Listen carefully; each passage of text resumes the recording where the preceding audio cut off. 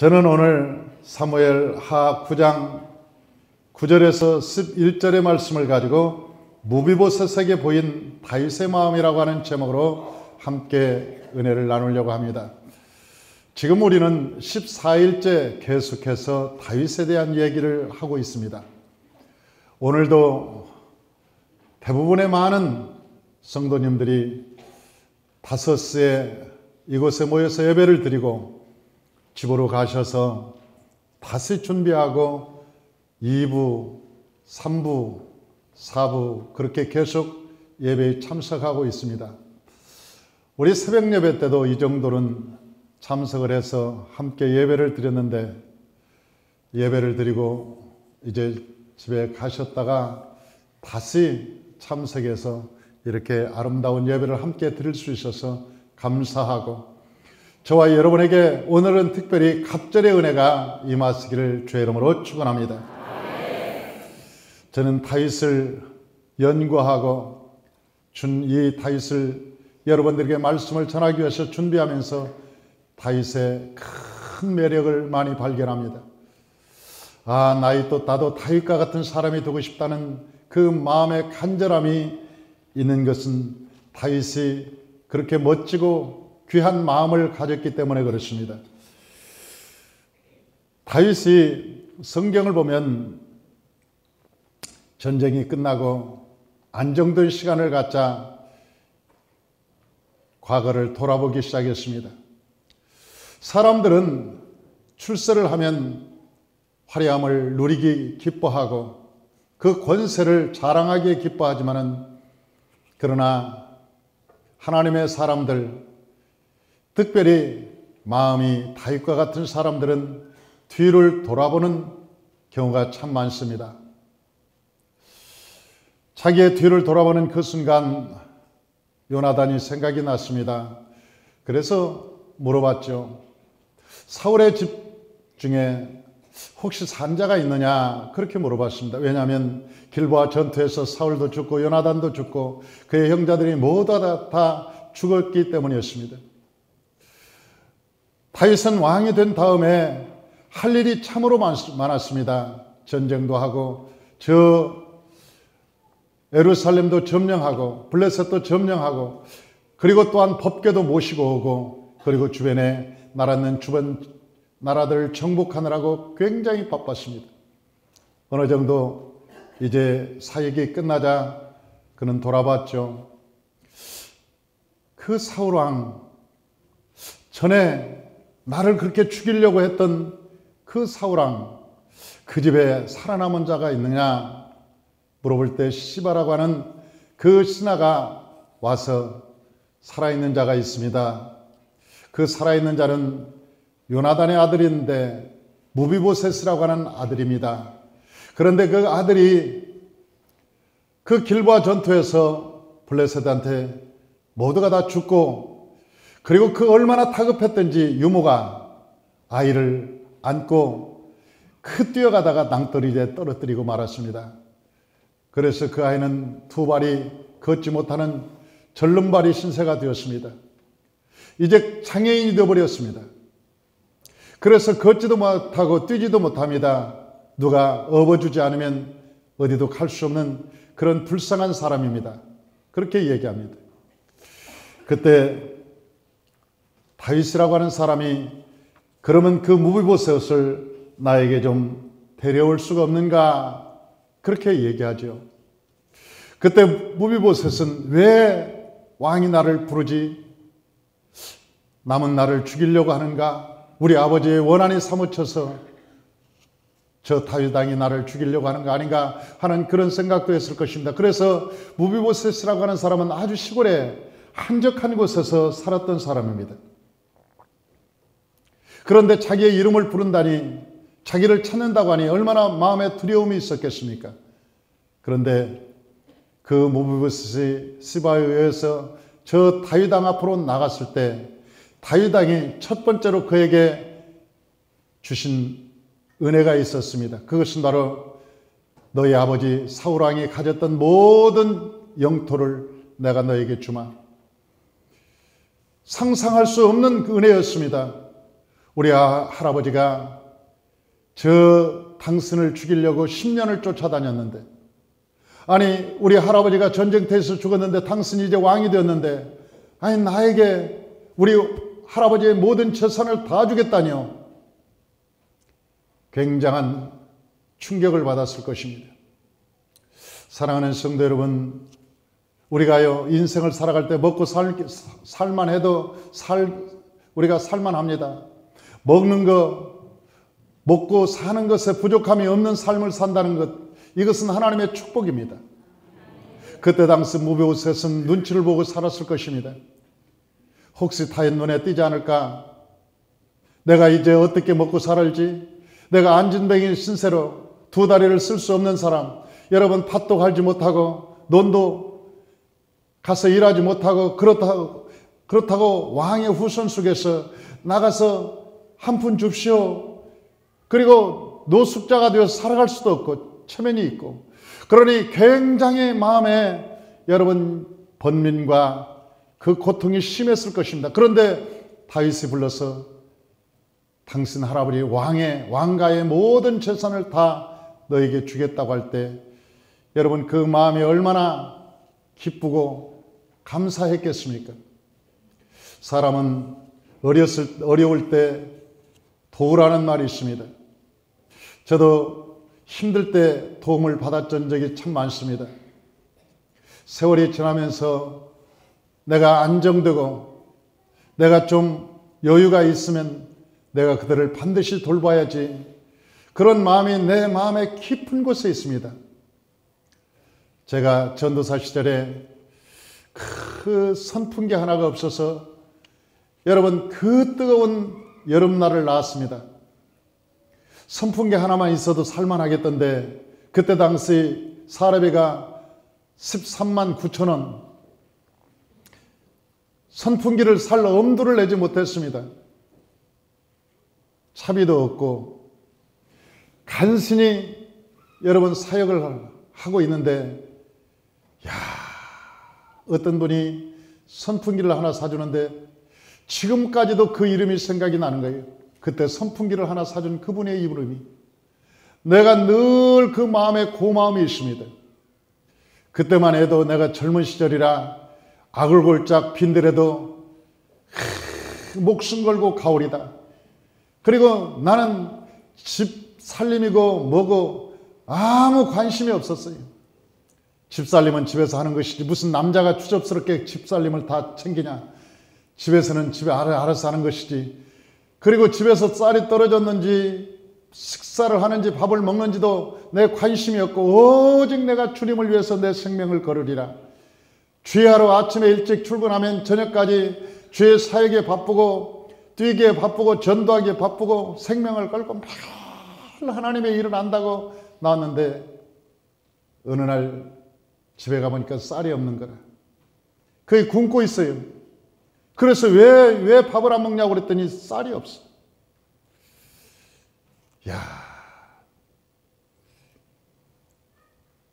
나중에 대문에 누가 왔다 갔다 하고, 그래서 가보니까 쌀 반가마가 있어요. 그래서 그 쌀 반가마를 보니까 저 공주에 사는, 고향이 공주였던 분이 있는데, 우리 김현지 조장님이라고, 그 조장님이 나중에 그것도 몇 년이 흐른 뒤에 그분이 준 걸 알았어. 쌀을 공주에서 싣고 우리 집 근처를 지나가고 있는데, 왠지 여기다가 전도사님 집이 여긴 줄 아는데 쌀 반가마를 내려놓고 가고 싶더라는 거예요. 그래서 가다가 쌀 반가마를 저희 집 문 앞에다 내려놓고 쪽지만 써놓고 그냥 갔어요.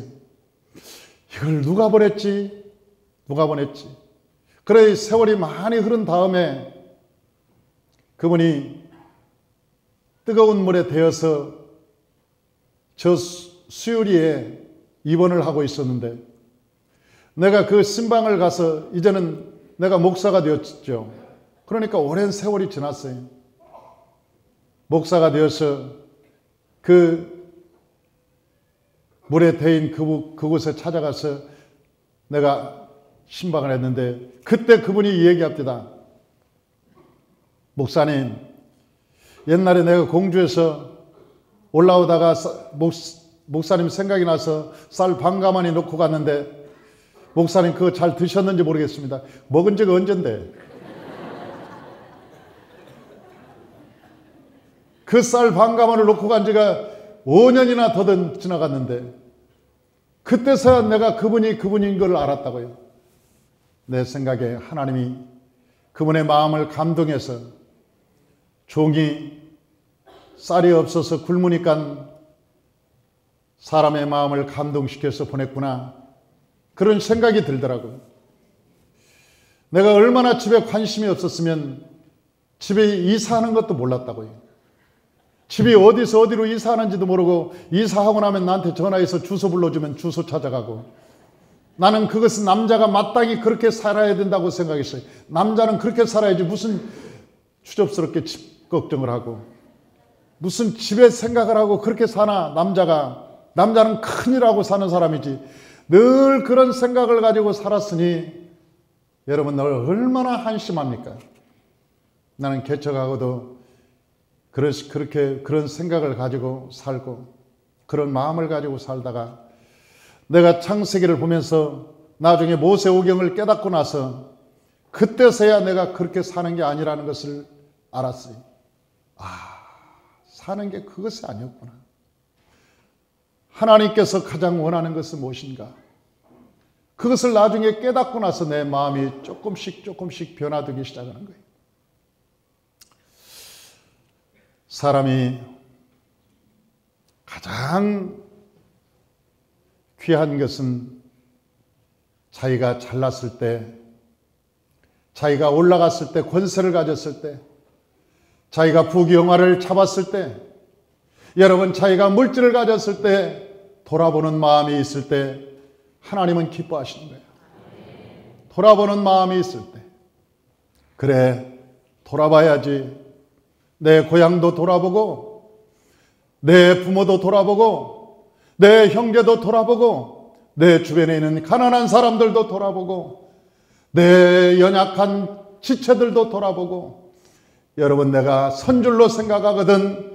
여러분 나 하나님께서 나 잘 먹고 잘 살고 내가 큰 소리치고 멋들어지게 살라고 하나님께서 내 나를 그 자리에 올려놓은 것이 아니라 하나님께서 그 자리에 나를 높이신 것은 하나님께서 내게 그러한 선물을 주신 것은 하나님께서 내게 그런 힘을 주신 것은 약한 자를 돌보고 그들에게 눈을 돌려서 그의 마음을 쏟으라고 하나님의 허락하신 것입니다. 다윗이라고 하는 사람은 요나단을 생각했습니다. 그리고 요나단의 그 언약을 기억했습니다. 언약을 기억했습니다.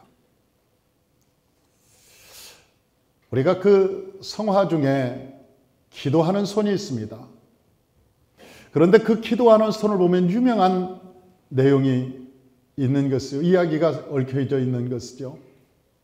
어느 두 친구가 시골에서 그림을 그리려고 올라왔습니다. 그런데 두 사람이 낮에는 저 공사판에 가서 일을 하고 밤에는 공부를 하고 그러니까 이 그림 솜씨가 안 느는 거예요. 그러니까 그 친구 한 명이 얘야 이러다 너나 나나 훌륭한 사람이 못 되겠다. 내가 너 혼자 일해서 네 뒷바라지 해줄 테니까 너 가서 공부해라. 내가 네 뒷바라지하고 공부가 끝나면 그 다음에 네가 내 뒷바라지 해주면 좋지 않겠니? 그래서 그 사람이 뒷바라지를 하기 시작하고 한 사람은 도이지로 나가서 공부를 시작했습니다. 재능이 있었던지 한 사람이 공부를 열심히 해서 자꾸 장학금도 타고 그리고 이름이 알려지고 그래서 훌륭한 사람이 되었습니다. 그래서 전시회를 하느라고 굉장히 바빠졌습니다. 여기저기 불려다니는 것도 많았죠. 옛날에는 그 친구가 보내주지 않으면 용돈을 쓸 수 없었고 학교를 다닐 수 없었는데 이제는 친구가 나에게 얼마나 보내주는지도 관심이 없었습니다. 왜냐하면 그보다 훨씬 많은 금액들이 다른 곳에서 들어오기 시작했기 때문에 그렇습니다. 세월이 가면서 그 친구를 잃어버리고 말았습니다. 옛날에 그 친구를 까마득하게 잃어버리고 말았습니다. 그리고 이 사람은 훌륭한 사람이 되어 있었습니다. 어느 날 문득 생각이 났습니다. 그래, 내 친구가 지금도 나에게 작은 돈이지만 용돈을 보내고 있지.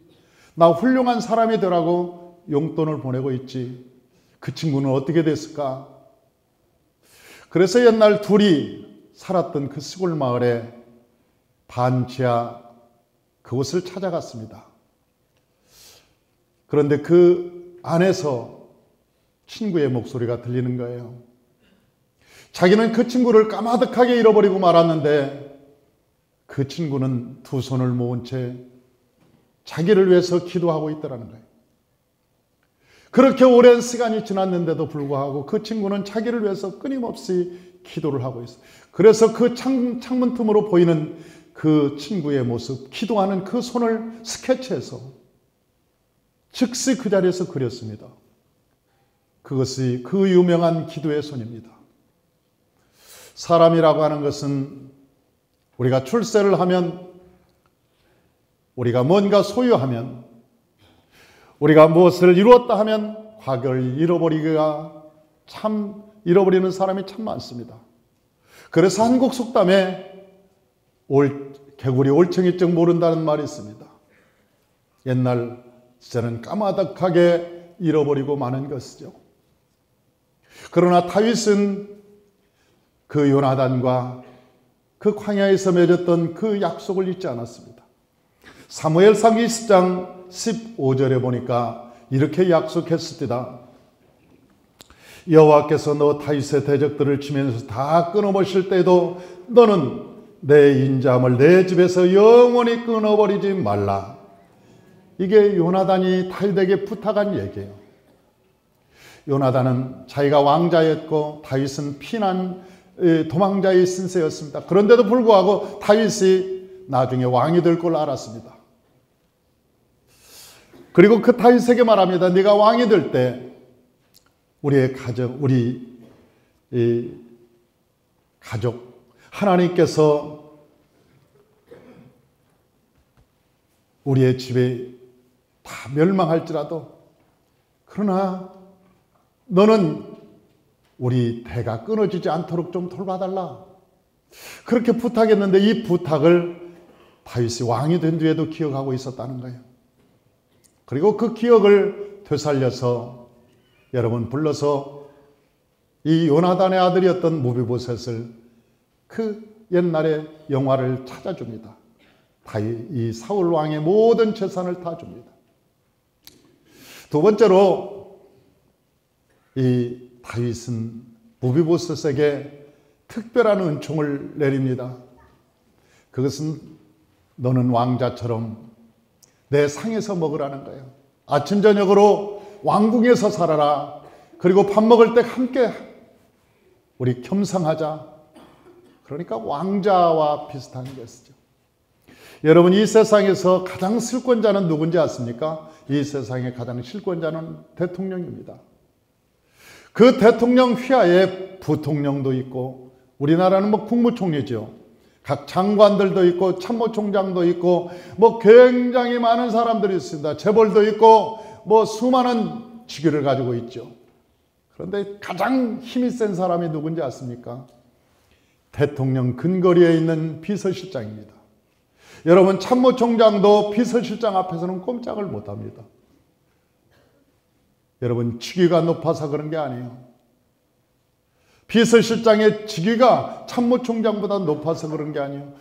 여러분 국무총리가 비서실장보다 훨씬 높습니다. 그런데 비서실장한테 꼼짝 못하는 거예요.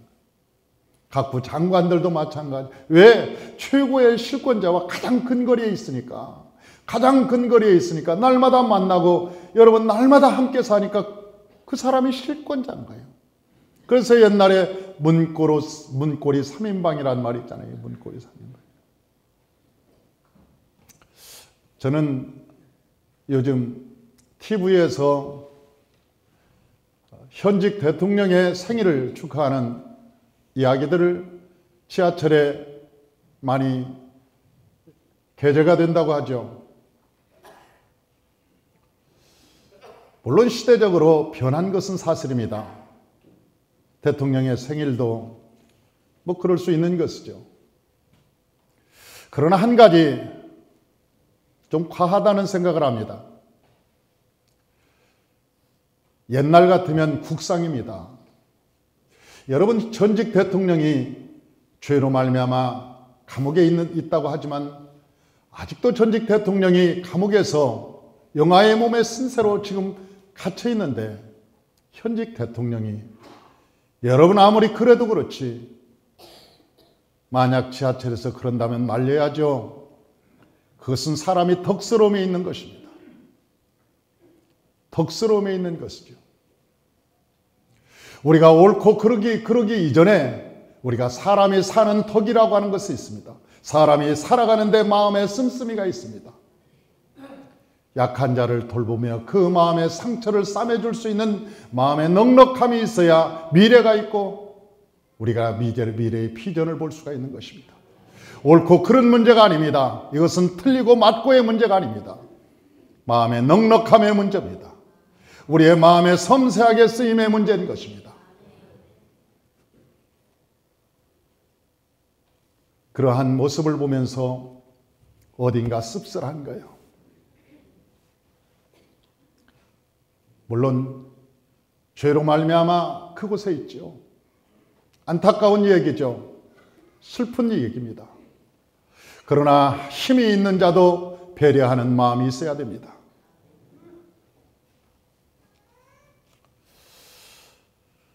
저는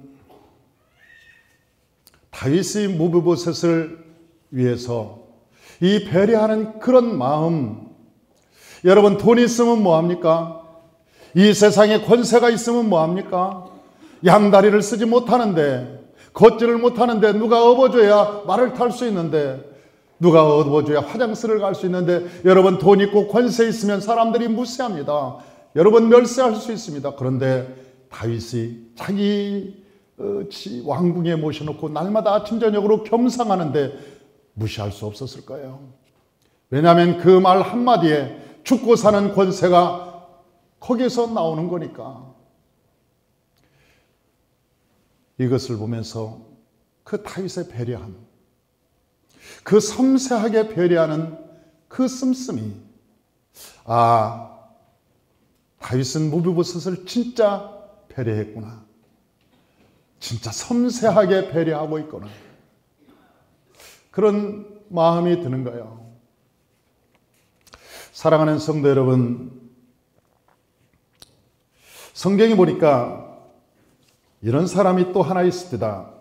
열왕기하 4장의 13절을 보니까 우리 주보를 한번 보십시다.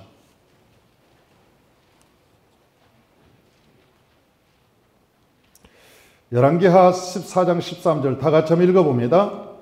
엘리사가 자기 사환에게 이르되 너는 그에게 이르라 내가 이같이 우리를 위하여 세심한 배려를 하는도다. 내가 너를 위하여 무엇을 하랴? 왕에게나 사령관에게 무슨 구할 것이냐 하니 여인이 이르되 나는 내 백성 중에 거주하나이다 하니라. 이 수넴 여인이 엘리사를 섬길 때 참 잘 섬겼습니다. 아주 주밀하게 섬겼습니다. 섬세하게 섬겼습니다. 우리 집사님 중에 한 분이 저한테 와서 그럽니다. 목사님이 앞으로 해외에 나갈 일도 많고 선교할 일도 많은데 목사님 앞으로는 제가 목사님 비행기 값을 다 대겠습니다. 목사님 평생 목사님 비행기 값을 다 대겠습니다. 그래서 내가 가만히 있었더니 그 집사님이 그러는 거예요. 목사님 왜 표정이 그렇습니까? 그래서 내가 그 집사님한테 그랬죠. 나는 비행기만 타고 다니냐? 밥은 어디서 먹고 잠은 어디서 자냐? 그랬더니 집사님이 그러는 거예요. 그럼 목사님 어떻게 해야 돼요? 카드를 내놔. 카드를 내놔야 나도 먹고 살지. 그랬더니 막 묻더라고. 그리고 시간이 지났습니다. 한 열흘 정도 시간이 지났는데 2층 로비에서 만났어요. 목사님, 지난번에 하신 말씀이 농담이죠? 그래서 왜 내가 목사가 집사 데리고 농담하겠냐? 그거 진짜다. 그랬더니 진짜였어요? 그래서 진짜였지. 그랬더니 가서 신랑하고 상의를 했는지 저한테 카드를 하나 가지고 왔어요. 일주일 후에. 그러면서 하는 얘기가 돈이 넉넉치 않으니까 한 달에 100만 원씩만 쓰세요. 그리고 70만 원은 카드로 걸고 현찰로는 30만 원만 쓰세요. 현찰로는 30만 원만 쓰세요. 네, 그래서 그랬습니다. 사랑하는 성도 여러분, 성도가 어떻게 세상을 살고 돈을 벌 때 얼마나 힘들게 버는지를 압니다. 그런데 성도가 가져온 카드를 가지고 여러분 밥이나 먹고 어디다 쓰려고 그러겠어요? 그럴 마음이 전혀 없습니다. 제가 우리 집사님한테 그렇게 얘기했죠. 하나님의 일을 하려면 주밀하게 해라. 섬세하게 해라. 온전하게 해라. 사람의 마음은 감동시키는 것은 참 쉽다. 사람의 마음을 감동시키는 것은 쉽다. 그러나 감동을 하나님의 마음을 감동시켜라. 그때 하나님의 기적이 일어난다. 사랑하는 성도 여러분, 물은 85도에도 안 끓는 거예요. 95도에도 물은 끓지 않아요. 100도가 되어야 물이 끓게 되는 거예요. 사람의 마음을 감동시키는 것은 여러분, 비행기 값 한 번 대주는 것으로 그거 사람 감동할 수 있어요. 그런데 평생 비행기 값을 대겠다는데 얼마나 감동스러운 일입니까? 다른 사람 같으면, 다른 목사님들 같으면 그럴 거예요. 세상에 집사님뿐이 없어. 이 세상에, 요즘 세상에 집사님 같은 사람이 어디가 있어? 그럴 거 아닙니까? 나는요, 성도가 확실히 복받게 하는 비결을 가르쳐 주고 싶은 거예요. 어떻게 해야 성도를 마음으로 칭찬하는 것뿐만이 아니고 어떻게 하면 성도가 진짜 복을 받는지 그걸 가르쳐줘야 성도가 그 방법을 알고 복을 받을 거 아닙니까? 우리가 작은 일을 할 때도 우리가 생색내듯 하면 안 되는 거지. 어떤 사람은 11조 내는 것도 흔들고 내요. 내가 냈다고. 그건 아니지. 그건 아니지. 신앙생활하면서 여러분 10의 1조는 하나님께서 우리에게 생명을 주시고 오늘 나의 삶의 터전을 주시고 나의 자녀를 주시고 삶의 모든 환경 속에서 여호와의 복이 임했는데 하나님께 드려지는 것은 마땅한 것이지. 그걸 하나님께 드리는 것은 마땅한 것이지 사람에게 자랑할 일은 아니잖아요. 그 사람에게 자랑할 일이 아니잖아요. 우리가 하나님께 헌신할 때, 하나님께 봉사할 때 그래도 생색내는 건 아니지. 사람은 사람에게 생색낼 수는 있습니다. 그러나 하나님께 하나님이 누군지를 알면 그 하나님의 마음을 감동시키는 거예요. 하나님의 마음을 감동시키는 거예요.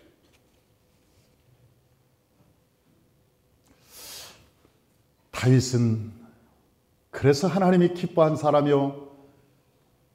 그래서 하나님께서 다윗을 내 마음에 합한 자라고 그렇게 얘기했던 것 같습니다.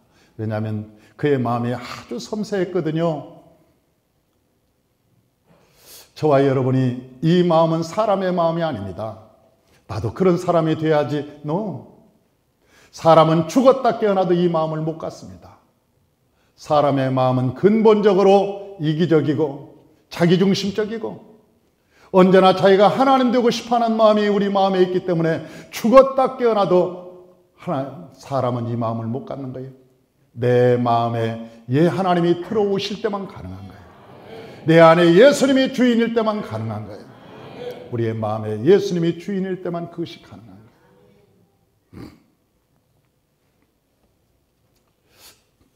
마지막으로 이 무비보셋의 신앙입니다. 이 무비보셋이 참 괜찮은 사람이었다 하는 생각이 듭니다. 왜 그렇게 사울의 집안은 콩가루 집안이었는지, 왜 그렇게 사울의 집안은 제대로 된 부하 한 명이 없었는지. 여러분, 아브넬이라고 하는 그 총사령관이 있었잖아요. 그런데 그 총사령관이 자기 주군이 죽었는데도 전쟁터에서 살아옵니다. 왕자도 다 죽고 저 혼자 살아남았어요. 그리고 아주 그 이스라엘 자체를 개판칩니다.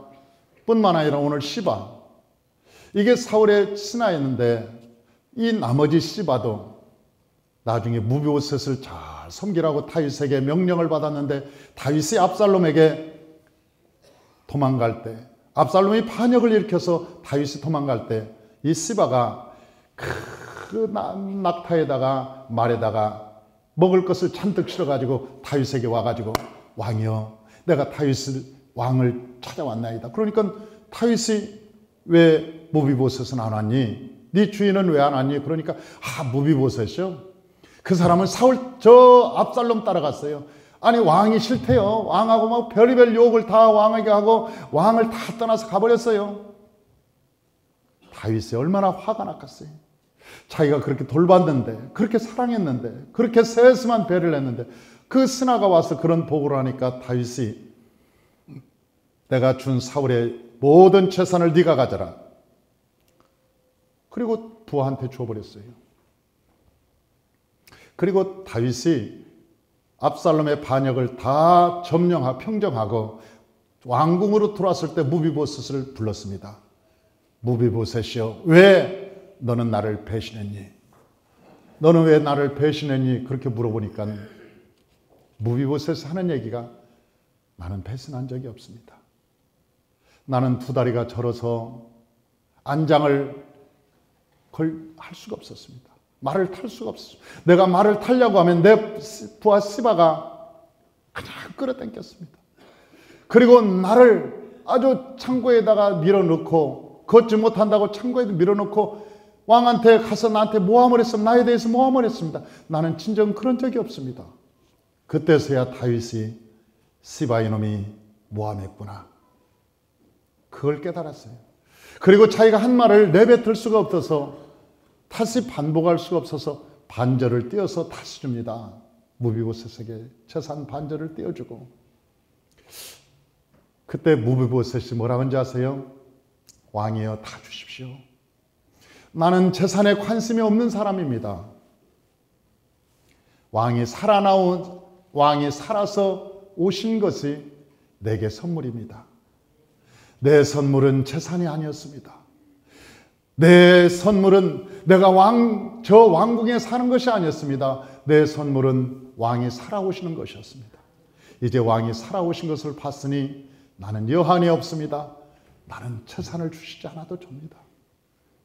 그런데 나중에 알고 봤더니 무비보셋이요, 옷도 한 번도 빨아입지 않았어요. 내 왕이 도망자의 신세로 저렇게 광야에서 어려움을 당하는데 내가 어떻게 옷 빨고 새 옷 입을 수 있냐. 그래서 옷을 한 번도 빨지 않았어요. 머리도 한 번도 깎은 적이 없어. 수염도 한 번도 깎은 적이 없어. 내 왕이 돌아오기까지 나는 하나님 앞에 석고대죄하면서 내가 무릎을 꿇고 기도하리라. 내가 하나님께 기도하리라. 그리고 그렇게 충신이 되어서 하나님, 그 다윗이 돌아올 때까지 그 무비보셋의 굴 속에서 기도하고 있었어요. 그런 충신이었습니다. 무비보셋이. 어쩌면 무비보셋은 요나단의 피를 받아서 그 아버지의 성품을 받았는지도 모릅니다. 그렇게 다윗을 아버지처럼 끔찍이도 사랑했던 사람입니다. 나중에 다윗이 무비보셋을 알아보죠. 네가 참이구나. 네가 진짜 신하였구나. 내가 참으로 내 미안하구나. 사랑하는 성도 여러분, 왜 사울에게는 제대로 된 신하가 한 사람도 없고 다윗에게는 그렇게 많은 신하가 있었을까? 성경에는 그 이유를 한 가지로 댑니다. 하나님이 다윗의 집을 떠나셨기 때문에 거기에 진정한 신하들이 없었던 거예요. 그러나 다윗의 집에는 하나님이 계셨기 때문에 동서사방 원근각지에서 도울 자들이 수없이 몰려왔고 다윗을 위해서 생명을 걸어 잔들이 수없이 많았던 거예요. 사람의 마음은 하나님께 달려 있는 거예요. 사랑하는 성도 여러분, 저와 여러분이 하나님과 동행하는 자가 되시길 주의 이름으로 축원합니다. 다윗과 같이 주님의 마음을 갖는 자가 되시길 주의 이름으로 축원합니다. 우리가 주의 마음을 가질 때, 하나님과 동행할 때 하나님께서 동서사방 원근각지에서 귀인들을 우리에게 불러주시고 만나게 하시고 우리가 그 길에 존귀함으로 살아갈 줄로 믿습니다.